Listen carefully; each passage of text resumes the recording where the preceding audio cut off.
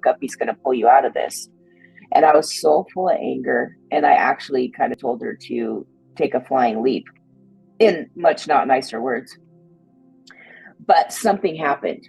Even though those were the words that came out of my mouth, something internally broke in me. It was supernatural. You can't even put words to it. And it was like everything that I'd been holding together just shattered, and I started weeping.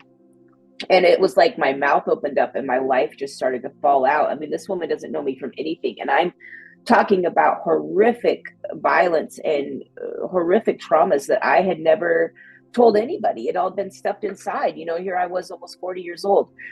So needless to say, fast forward through the craziest chain of events, I landed in faith-based recovery. And I remember that first morning saying, God, I'm done picking and choosing what parts of you can have. It's all or nothing. And I gave him the mental illness. I gave him everything. Well, that first couple of days, they were doing a Bible study at the recovery program I was in on forgiveness. And I didn't know that not everybody hears God like him just talking to you.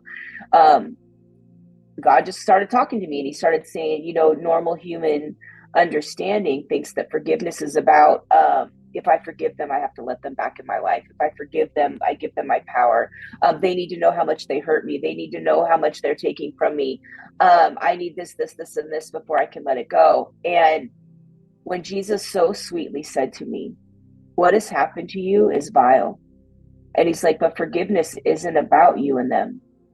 Forgiveness is about me and you. And he's like, it's an exchange with me, Jenna. And it's about you letting go of your need for justice and your need to prove a point or your need to be heard, and trusting me with what I do with that. And so I knew that I needed to forgive, but it was for me. It was because it was making me sick. The stuff that I was holding on to was making me sick, even though I clearly was justified in my anger.